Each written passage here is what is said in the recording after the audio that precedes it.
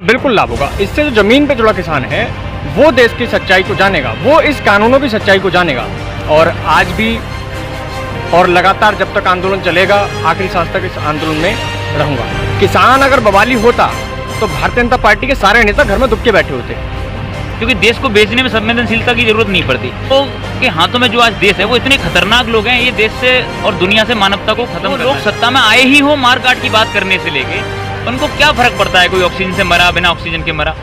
ये बिल्कुल अमानवतावादी लोग हैं और ये लोकतंत्र की हत्या तो कर चुके। मुरादाबाद ज़िले के तहसील बिलारी के इब्राहिमपुर टोल प्लाजा में भारतीय किसान यूनियन का तकरीबन 2 महीने से धरना जो है वो जारी है और उस धरने में बहुत सारे लोग यहाँ पर यानी कि किसान लगातार प्रदर्शन करते रहते हैं और अपनी जायज़ मांगों को मनवाने के लिए प्रयास करते रहते हैं। उसी इब्राहिमपुर टोल प्लाजा से आज नवनिर्माण किसान संगठन जो कि संयुक्त किसान मोर्चा का सदस्य है और वहाँ पर अपनी बात प्रेजेंट करता है और उड़ीसा और उत्तर प्रदेश व अन्य कई प्रदेशों के किसानों की बात जो है वो रिप्रेजेंट करता है। उसी नवनिर्माण किसान संगठन के पश्चिमी उत्तर प्रदेश के अध्यक्ष कौशल क्रांतिकारी हमारे साथ हैं, जो कि 1100 गाँवों में एक यात्रा निकाल रहे हैं, एक संदेश यात्रा।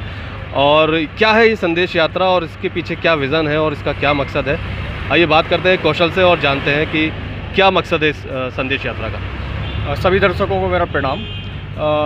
ये यात्रा दिनांक 23 जुलाई 2021 से हम बिलारी टोल प्लाजा जो किसान धरना स्थल है यहाँ से प्रारंभ कर रहे हैं। दिल्ली के चारों तरफ बॉर्डरों पर और पूरे देश भर में जो किसान आंदोलन चल रहा है, तो भारतीय जनता पार्टी ने जो तीनों काले कानून बनाए हैं उनको रद्द कराना और साथ ही जो देश भर में किसानों का एमएसपी की गारंटी के कानून ना होने के कारण शोषण किया जाता है और उनका माल औने पौने दानों में खरीदा जाता है, उसको रोकने के लिए ये जन क्रांति किसान क्रांति यात्रा जो क्षेत्र में पूरे क्षेत्र में जन जागरण का काम करेगी, इसलिए हम निकाल रहे हैं।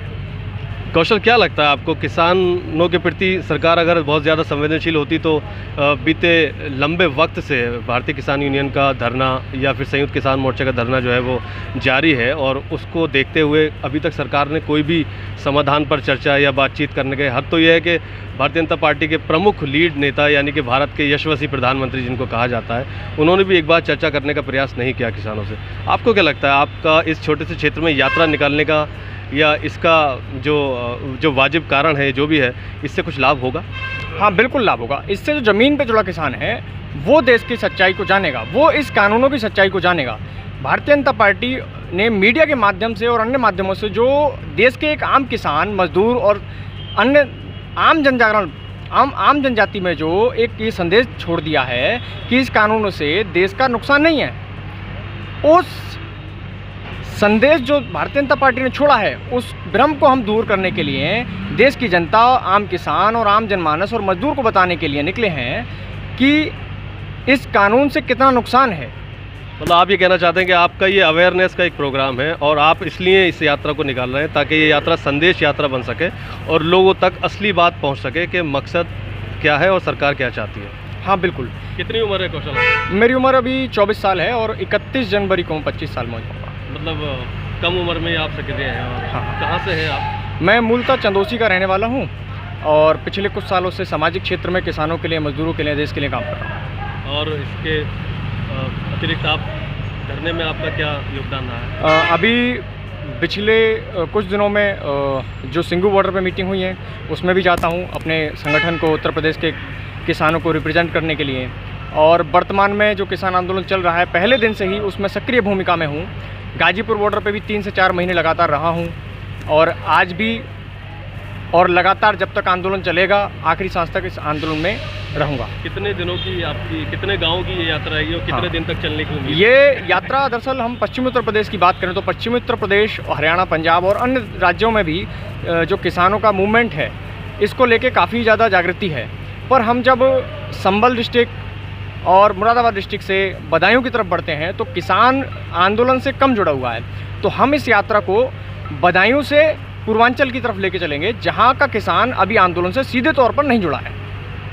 आज भारतीय जनता पार्टी की प्रमुख नेता हैं शीर्ष की, उन्होंने कहा कि किसान जो है वो बवाली है, उस पर क्या कहना चाहिए? किसान अगर बवाली होता तो भारतीय जनता पार्टी के सारे नेता घर में दुबके बैठे होते। वैसे माफ़ीनामा भी आ गया है। अच्छा, ये बहुत अच्छा है, वरना कुछ और भी हो सकता था। और कोई प्रमुख बात जो हमारे चैनल के माध्यम से आप अपने देखने वालों को या किसानों को कहना चाहें? देखिए साथियों, आज वर्तमान में जो केंद्र सरकार बैठी हुई है वो खाली किसानों के साथ शोषण नहीं कर रही है, मजदूरों के साथ शोषण कर रही है, हमारे छात्रों के साथ शोषण कर रही है, युवा पीढ़ी के साथ शोषण कर रही है, आम जनमानस के साथ शोषण कर रही है। और आप सबसे मैं यही आग्रह करना चाहूँगा कि आज हमारे चंद्रशेखर आज़ाद जी की जन्मतिथि है और आज उनका जन्म का दिन है।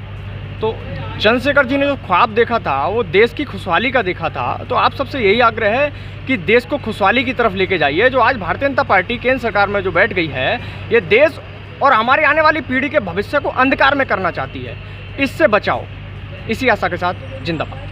चलिए, बहुत बहुत शुक्रिया कौशल हमसे बातचीत करने का, और आपकी जो यात्रा है वो शुभ हो, हम ऐसी उम्मीद करते हैं, और आपका जो नेक मकसद है वो कामयाब हो। साथियों, इसी क्रम में हमारे साथ कुछ वैचारिक चर्चा के लिए यहाँ पर कुछ और भी युवा साथी हैं, और भारतीय किसान यूनियन के अंकित यादव हैं, अभी एक युवा विंग में जुड़े हैं भारतीय किसान यूनियन के, और मैं चाहता हूँ कि हम नौजवानों को भी मौका दें और उनसे कुछ वैचारिक चर्चा हो। कौशल, माफ़ कीजिएगा अंकित, सरकार की संवेदनहीनता पर आपका क्या कहना होगा? देखिए, संवेदनहीनता की तो बात तो यही है कि 8 महीने से जिस देश का अन्नदाता, जिस अन्नदाता के सम्मान में और समर्थन में जब विपक्ष में भारतीय जनता पार्टी थी, नरेंद्र मोदी खुद राजनाथ सिंह से लेकर आज इनकी जो कैबिनेट है, उस कैबिनेट के 70% नेता इसी अन्नदाता के समर्थन में जगह जगह आंदोलनों का समर्थन करते रहे। ठीक है, और कहते थे, राजनाथ सिंह तो ये भी कहते थे कि अगर किसान सड़क पे आ गया तो देश सड़क पे आ गया। ठीक है, तो अब वही किसान पिछले 8 महीनों से सड़कों पे बैठा है। 500 से ज़्यादा लोग की शहादत हो चुकी है अपनी मांग को नैतिक तरीके से कहते हुए। पूरी सर्दियाँ, पूरी गर्मी, बरसात पूरा झेला है किसानों ने। इस आंदोलन में पूरा पंजाब, हरियाणा, राजस्थान, पश्चिमी उत्तर प्रदेश और जहाँ जहाँ स्थानीय स्तरों पे भी अलग अलग राजधानियों में भी आंदोलन चल रहा है, जगह जगह टोल प्लाजाओं पे आंदोलन चल रहा है। तो इतना बड़ा जनमानस देश का एक मांग को लेकर खड़ा है, ऐसी मांग जिसको पूरी करने पे सरकार का कोई नुकसान नहीं होना, लेकिन उसके बावजूद भी सरकार जिस उद्देश्य से काम कर रही है, जिन उद्योगपतियों के लिए काम कर रही है, तो उस काम में संवेदनशीलता की आवश्यकता कोई होती नहीं है, क्योंकि देश को बेचने में संवेदनशीलता की ज़रूरत नहीं पड़ती।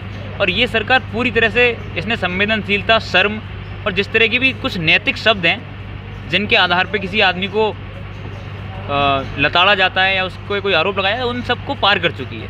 ये पूरी तरह आपकी बात माफ कीजिएगा, बीच में रोक रहा हूँ। संवेदनहीनता पे मुझे एक चर्चा और याद आ गई। अभी पीछे सरकार के एक विंग का बयान था जी कि कोरोना काल में, हालांकि आप लोग यहाँ पे बिना मास्क के ये सब लोग और ज़्यादा कोई विशेष इन सब बातों पे तरजीह देते नहीं, लेकिन चूँकि पीछे हमने सबने देखा और आप लोगों ने भी देखा कि बहुत लोग ऐसे थे जो ऑक्सीजन की कमी से मर गए। अभी अलग बात है कि उन्हें सर्टिफाइड नहीं किया जाएगा, उनको उनका जो मृत्यु प्रमाण पत्र वो किस तरह से बना। लेकिन सरकार ने स्पष्ट कहा कि हमारे देश में एक भी व्यक्ति ऑक्सीजन की कमी से नहीं मरा। मतलब ये कुछ अजीब नहीं लगा? देखिए, देश की जनता को ये बात तो समझनी पड़ेगी, हिंदुस्तान के जिन लोगों ने शहादतें दी थी वो सिर्फ इसलिए नहीं दी थी कि हम लोगों के कुछ अधिकार कुचले जा रहे हैं, वो हमें मिल जाएंगे तो हम थोड़ा सही तरीके से रह लेंगे, अपना जीवन यापन कर लेंगे। दरअसल वो ये समझ चुके थे कि ये देश कुछ ऐसे लोगों के शिकंजे में फंस चुका है, ऐसे अधर्मी लोगों के, ऐसे जो विनाशक लोग हैं दुनिया के, जो मानवता के लिए खतरा हैं, उनके शिकंजे में फंस चुका है। तो उनके जबड़ों से वो देश को निकालना है तक, क्योंकि जब एक बार अमेरिका की रेड इंडियंस प्रजाति खत्म हुई, क्योंकि उन्होंने अपने देश के ऊपर हमला करने वाले और देश को कमजाने वाले लोगों के खिलाफ नहीं लड़े, तो जब हमारे देश के लोगों को ये महसूस हो तब उन्होंने एक लड़ाइयाँ लड़ी। अभी वर्तमान में परिस्थितियाँ वही हैं, सिर्फ शोषण एक बात नहीं है। इन लोग के हाथों में जो आज देश है वो इतने खतरनाक लोग हैं, ये देश से और दुनिया से मानवता को ख़त्म करना चाहते हैं। इनकी तैयारी तो विकास के नाम पे आधी से ज़्यादा दुनिया को कत्ल कर देने की है। तो अगर 1-2 लाख लोग मरे तो इनकी नज़र में वो आंकड़ा कोई बहुत बड़ा नहीं है। ये बात बहुत गंभीरता से इस देश के लोगों को समझनी पड़ेगी कि जो लोग सत्ता में आए ही हो मार काट की बात करने से लेके, उनको क्या फ़र्क पड़ता है कोई ऑक्सीजन से मरा, बिना ऑक्सीजन के मरा। और झूठ बोलने का सरकार का काम पहले से। हम तो किसान आंदोलन का उदाहरण देते हैं। नरेंद्र मोदी जब working groups of consumer affairs के अध्यक्ष थे 2011 में, तो लिखित में उनके हस्ताक्षर किया हुआ पत्र है कि सरकार को ये सुनिश्चित करना चाहिए कि एमएसपी पे ही फसल की खरीद हो। और आज एमएसपी की जब गारंटी मांगने जाते हैं तो उनके केंद्रीय मंत्री नरेंद्र सिंह तोमर कहते हैं कि ये संभव नहीं है कि सारे किसानों को। तो ये अपनी बयान, हाँ बिल्कुल, ये बिल्कुल अमानवतावादी लोग हैं और ये लोकतंत्र की हत्या तो कर चुके। जिनको लग रहा है देश में लोकतंत्र है वो तो भ्रम में जी रहे हैं।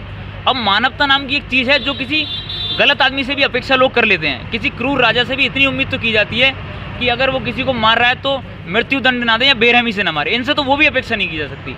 इस देश के लोगों को समझना पड़ेगा और आवाज़ उठानी पड़ेगी, इसके अलावा कोई चारा नहीं बचा है। जी रणवीर जी, नौजवानों का हौसला बढ़ाने के लिए इस यात्रा में क्या सहयोग रहेगा आपका? हमने भाई साहब को बता दिया है कि जहाँ जहाँ हमारी मदद की ज़रूरत है पूरी तरह हम तैयार हैं, और यहाँ से भी इनका अपने यहाँ बुला के हमने टोल पे मैंने कि यहीं से शुरुआत करना, और सब लोग इनके सहयोग में हैं, कोई ऐसी बात नहीं है। और संयुक्त मोर्चा तो सब एक ही चीज़ है, सब एक ही काम कर रहे हैं, हम भी वही काम कर रहे हैं, ये भी वही काम कर रहे हैं। बस सब ये है कि ये कानून वापस हो जाए ताकि किसान बच जाए तो अच्छा है। एक अलायंस है जो कि इन मांगों को लेकर के काम कर रहा है और वो चाहते हैं कि उनकी मांगें पूरी हों और सरकार की जुल्म और ज़्यादती जो है वो कमज़ोर हो। साथ ही आप बताएं, आपका क्या कहना है? जी, ये जो जन जागरण के द्वारा जो हम यात्रा शुरू करने जा रहे हैं, यह यात्रा जो है निचले स्तर के जो किसान हैं या जो गांव में रह रहे हैं उन तक धरना नहीं पहुंच पा रहा है, हम उन तक धरना पहुंचाने के लिए यात्रा शुरू कर रहे हैं, जिसमें हम शुरुआत में 1100 गाँव की यात्रा शुरू करेंगे, जिसमें लगभग 1 से 2 साल लगेंगे। हर गाँव हमारा एक टारगेट रहेगा प्रतिदिन 2 से 3 गाँव जाने का।